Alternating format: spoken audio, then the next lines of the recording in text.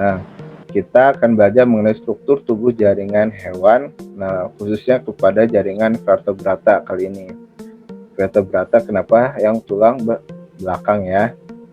Nah, di sini ada jaringan epitel, jaringan ikat. Jaringan ikat ini terdiri jaringan ikat biasa atau reguler, ada jaringan penyokong, tulang dan rawan, ada jaringan darah. Nah, dari jaringan otot, ini ada jaringan otot lurik, ada jaringan otot polos, ada jaringan otot jantung, dan jaringan saraf. Nah, ini bisa dilihat dari sini. Ya, ini ada fotonya. Di sini foto dari aves atau burung. Ya, di sini ada bagian-bagian jaringan. Nah, selanjutnya di sini pertama ada jaringan epitel. Ciri-ciri jaringan epitel pertama itu melapisi bagian terluar organ permukaan organ, atau di sini jaringan paling luar. Contohnya kalau kita lihat ada kulit ya, atau pada vertebrata. Nah, terus jaringan ini dapat membentuk kelenjar. Nah, tersusun atas sel-sel yang rapat, tidak dapat sedikit celah di antara sel-sel berdekatan. Nah, di sini sangat rapat. Nah, contohnya ini kulit.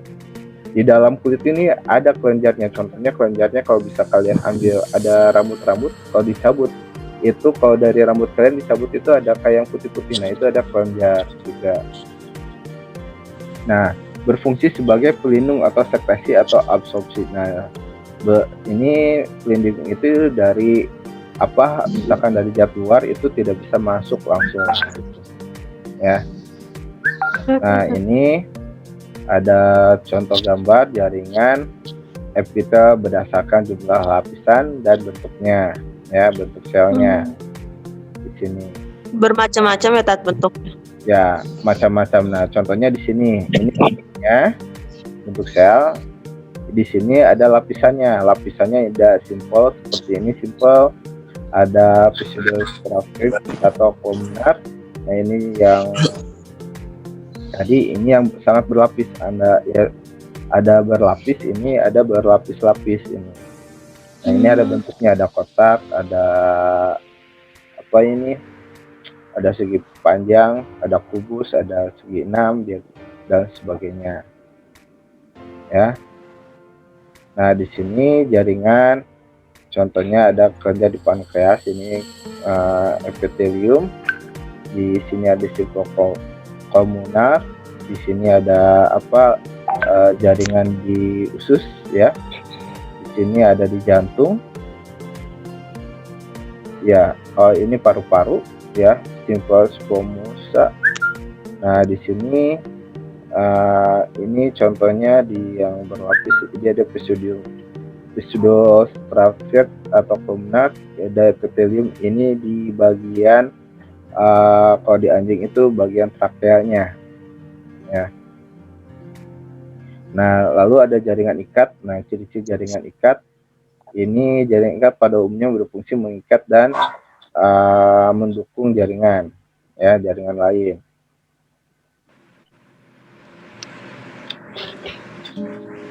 Nah, berisi sel-sel yang tersebar di seluruh matriks ekstraseluler.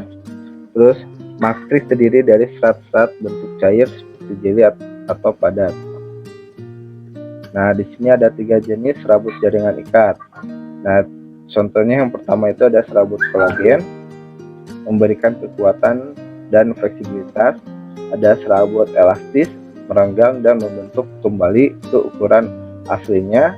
Ada serabut retikular atau bergabung dengan jaringan ikat ke jaringan yang berdekatan. Nah, di sini ada serabut kolagen ini memberikan kekuatan dan fleksibilitas. Nah, ini misalkan serabut kolagen ini ada pada ini yang melekat pada di sendi-sendi ya. Nah, jadi ketika sendi itu bergerak itu membentuk fleksibilitas kanan kiri ke kanan. Melekat di mana Tat? Sendi, jaringan sendi ya. Itu serabut elastis itu ada pada Biasanya di sini ada di otot di jantung atau otot di paru-paru, karena itu dia bisa kalau di paru-paru itu bisa ekspresi atau inspirasi, memasukkan udara dan mengembang dan mengempis ya. Jadi elastis gitu. Nah, ini ada serabut retikular atau bergabung dengan jaringan ikat ke jaringan yang berdekatan. Kalau ini retikular ini ada pada jaringan epitel ya, atau jaringan pada kulit biasanya. Nah, ada kandungan jaringan ikat berupa sel, ada fibroblast yang mengeluarkan protein dari serat ekstraseluler, ada makrofag yang terlibat dalam sistem kekebalan tubuh. Makrofag apa ini? Makrofag. Ya, jadi makrofag ini biasanya itu untuk kekebalan tubuh. Ini dari sel darah biasanya. Selanjutnya ada jaringan otot. Nah, ciri-ciri jaringan otot ini terdiri dari sel-sel panjang serabut otot yang berkontraksi sebagai respon terhadap sinyal saraf. Nah, pada tipe jaringan otot pada vertebrata itu ada 3, ada otot polos, lurik atau rangka, ada otot jantung. Nah, di sini apaan tuh? Ini apaan tuh? Wah, api biasa ini. Ya, ada skelet muskuler atau ini pada jaringan otot ya. Muskuler ya, jaringan otot. Ini ada jantung, kardiak ya, otot jantung. Itu jantung kan kayak paru-paru. Jantung. Terus ini paru-paru melebar muskuler. Jadi ini Usus. di usus ya.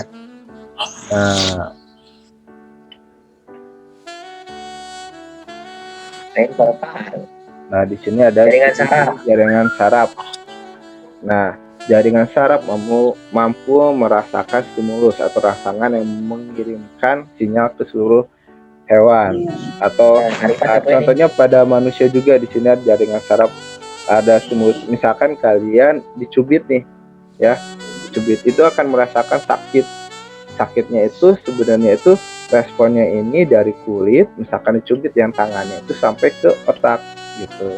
Nah, ataupun kalian di kaki keinjak misalkan paku, sakitnya itu langsung menyebar ke otak, ngerasain oh ini rasa sakit. Nah, ataupun rasangan yang lain, misalkan dielus-elus, oh ini halus, dielus-elus. Nah, beda rasanya ketika menginjak paku dengan menginjak air misalkan. Nah, itu stimulus itu datangnya langsung ke otak. Nah, itu lewat apa jalurnya itu, sarafnya itu dari dendrit gitu. Nah, lalu jaringan saraf mengandung dan neuron atau sel saraf yang mengirimkan input saraf. Nah, sel glial atau glia atau neuroglia membentuk menyehatkan atau melindungi dan menggantikan kembali neuron yang rusak. Neuron itu, nah ini neuron itu seperti yang digambar di LKPD itu neuron. Nah, neuron ini kan emang bisa rusak ya, Tat? Apa? Neuron bisa rusak? Bisa. Tidak. Jadi misalkan Ustadz balik lagi ke misalkan tangan kalian kalau misalkan foto Ustadz ada kan ya. Nah, di sini ya. Nah, misalkan ya ada kalian nih di sini misalkan jatuh ya, sobekan di sini. Nah, di sini neuron di sini kan penghantar saraf ke otak pun ada karena merasakan sakit itu. Nah, ketika ketika sobek rusak, ini otomatis rusak kan? Itu rusak kan? Nah, itu bisa bisa sembuh kembali gitu. Jadi bisa rusak. Gitu. Tapi sembuhnya itu lama ya, Tat? Iya, lama. contohnya Maksudnya seiringan dengan kulit atau gimana? Misalnya topeng. Iya. Berarti neuron itu sehubungan dengan kulit juga sembuh. Neuronnya juga sembuh gitu ya? jadi ketika itu kan jaringan itu dibentuk oleh sel.